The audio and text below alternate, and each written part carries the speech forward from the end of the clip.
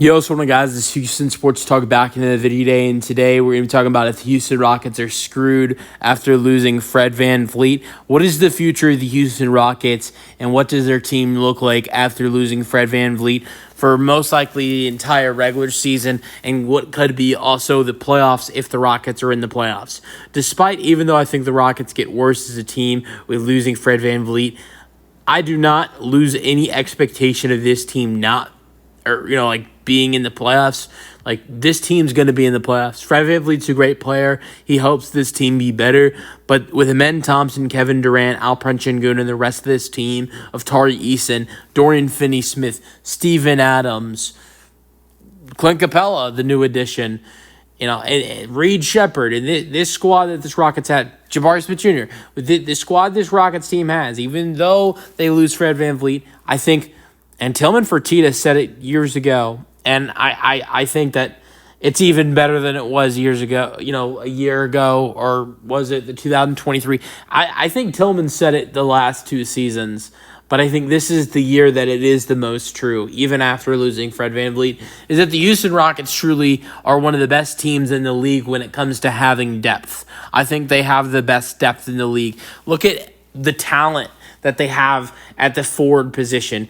If Amen Thompson's going to become a point guard now, you kind of lose him. But at the forward position, you've got Tari, you've got Durant, you've got KD, you've got Dorian Finney-Smith, you've got Jeff Green off the bench as a backup, you've got Jayshawn Tate.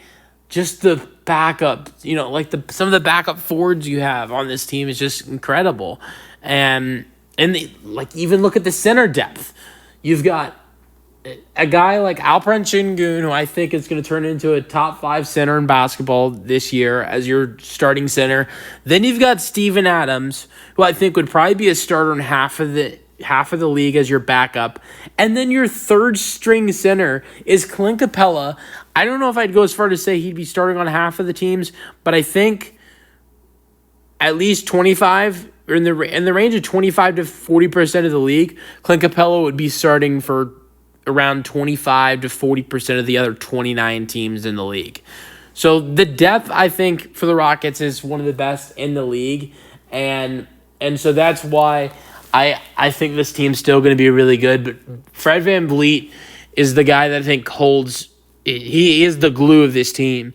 And I know his shooting struggles, can be really bad from time to time. And that's something the Rockets are going to are going to not mess with Fred VanVleet, his shooting struggles. But even when Fred VanVleet is not shooting well, he's great of controlling the basketball.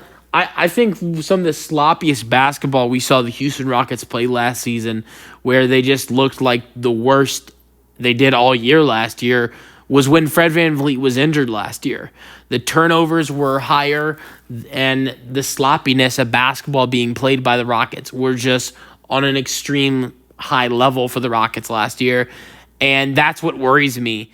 And if you're Ime Udoka and this Rockets coaching staff, or if I feel like Amen Thompson and Reed Shepard should be on this just by themselves, but I think Amen Thompson and Reed Shepard, and I think they should be focused on this right now with this injury, is you need to watch and go back and watch tape or watch watch tape and watch film on what you did so poorly, both of them, Amen Thompson and Reed Shepard, of poor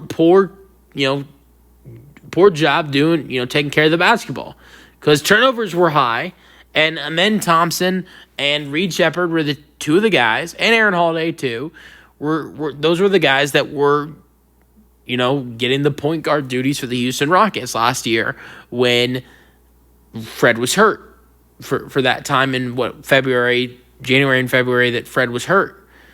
And I believe that the Rockets did a poor job during that time, and really all three of those guys were sloppy with the basketball. But mainly Amen and Reed. I thought Aaron Holiday wasn't the worst out of those three.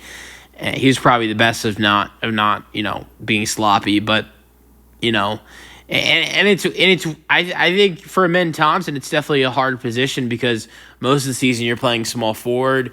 You're looked at as a forward on the team, and then you've got to step up to point guard when Fred goes down eventually. Maybe Amen Thompson being the point guard for the full season will be a different switch for him, where it's like, I know my role. My role doesn't switch automatically at one point in the season. I know I'm the point guard, and this is what I need to be doing all season. And so that could be good for him. But I think the Rockets could be just fine if Amen Thompson and Reed Shepherd and Aaron Holiday as a group don't repeat with the way they handled things when Fred was injured last year. And if they are improved and they don't do those things, this Rockets team's just going to be fine, because it's not like this is a team that has poor depth.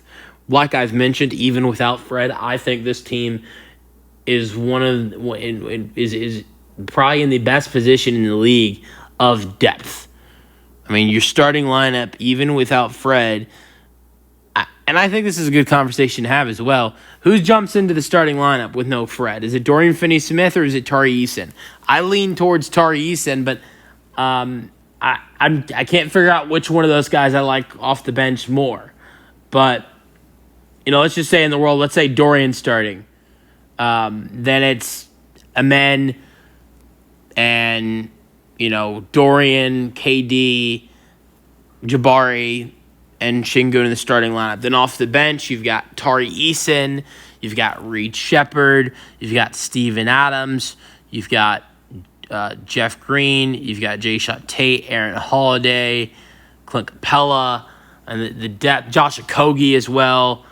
The depth of this team, and if I missed anyone, I apologize. Just the depth of this team for the Rockets is really nice, and I'm really excited to see what this team can do this year. It definitely sucks that they are losing Fred, but I feel like this team should be still a top 4 team in the Western Conference.